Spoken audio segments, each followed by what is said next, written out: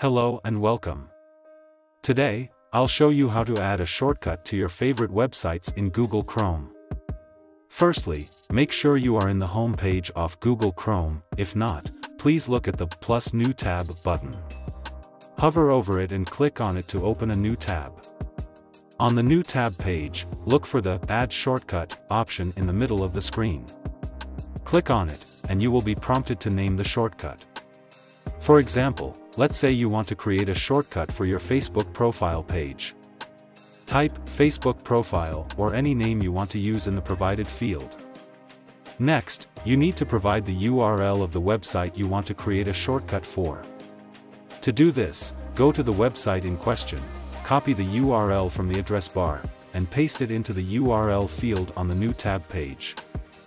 Once you've added the name and URL, click the Done button.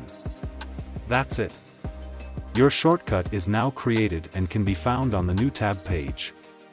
To use the shortcut, simply open a new tab and click on it.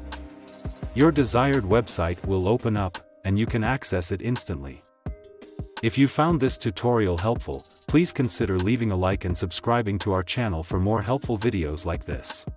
Thanks for watching.